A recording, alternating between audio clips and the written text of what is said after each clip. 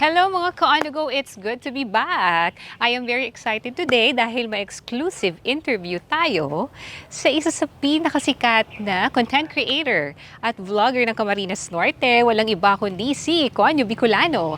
Pero bago ang lahat, gusto po namin munang pakita sa inyo ang Microdave Production Studio. Tara, samahan niyo ako. Tuklasin natin, itutour tayo ng may-ari ni Mr. Dave Ubanya sa kanyang studio. Let's go! You're watching Bicolana on the go.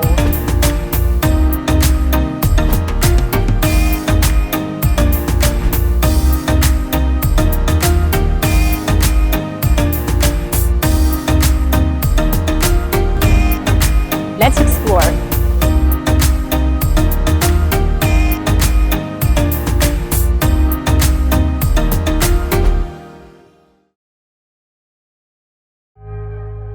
Direct dito. Feeling ko dito.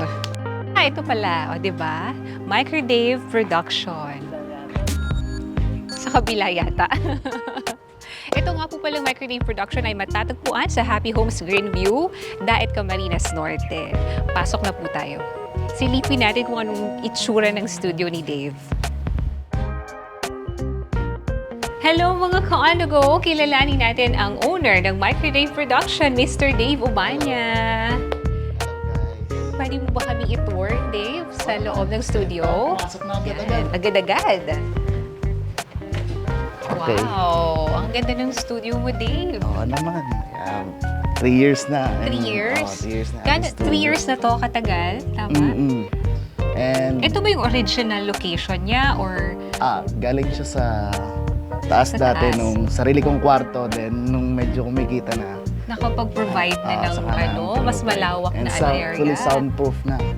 Sky Oo ceiling. nga. And Ang ganda ng studio na to. Paano po marireach ng mga ka-on-the-go natin ang studio na to? pwede nyo i-follow sa Facebook. Ando nakalagay na rin direction. Then pwede kayong mag-message. And sabihin ko yung parang pin location. Yes, ako. Ang Facebook page account is Microdave Production. And pwede rin through Meta Music Studio. Meta Music Studio. Do you have any contact number, sir, na pwede nilang ma-reach? So far, Yun lang, Facebook lang through talaga. Facebook page po. Apo. For the Meta Music Studio. Music Studio or Microdave Microdave Production. And how much po ba yung rate if they wanted to rent? 250 per hour lang po for rehearsal. Sa recording, madami. Varies kung anong kailangan nyo. Pwedeng single lang na solo. Pwedeng band, pwedeng choir. Yung mga sa And recordings. pwede rin rental lang ng studio. Gaya ng gagawin natin ngayon. Yes. For the whole day, meron po kayong package? Kung gusto nilang for the whole day o per hour talaga yung rate natin? Meron po. Meron naman. Depends na po sa kung ano activity natin. And do you have any vlog or YouTube channel? Used to, yun pong Microdave Production. Microdave din. Pero hindi ko na masyadong inaano. Kasi po, nagsushoot din sila ng mga music videos. So Yes. please support and follow them po at Microdave Production. Thank you. Yan. And And your, yes po, itutour po tayo ni Dave sa kanyang napakagandang studio po. usually nakaset up to for band. Pero ngayon, tayo ay nakaset. magpa-podcast. Dahil meron Yes. tayong activity ngayon na interview. Nakaset up siya for interview. And ito yung mga gamit natin for recording. Sige. And ito yung mga gamit natin for recording, ma'am.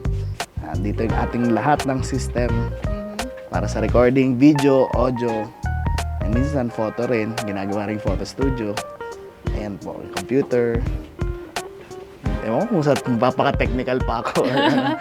And si Dave po, siya po talagang expert on the audio. Yes po. Ina-assist niya po lahat ng mga nag-run for recordings. Yes po. Para, syempre, mas maging maayos ang tama ba ang term? Areglo po. ng kanilang recording. Yes po. Ano po? Thank you so much po, Dave, Sir Dave. Thank you, ma'am. Thank you for accommodating us and for this, setup. Grabe, pinaghandaan nila tayo, guys. Mga ka-on-the-go. Ano to? Nakaset up siya. Carlos Woodworks. Woodworks. Thank you so much, Carlos Woodworks, for this very stylish furniture, our coffee table and chairs. Once again po, gusto natin, of course, pasalamatan si Mr. Dave Ubanya of Microdave Production para sa pag-accommodate po sa Bicolana on the go for this exclusive interview with kaOn Bicolana. Anything else po to promote? Wala Cut nyo na lang. Maraming salamat po, Lee. And this is Feb for Bicolana on the Go.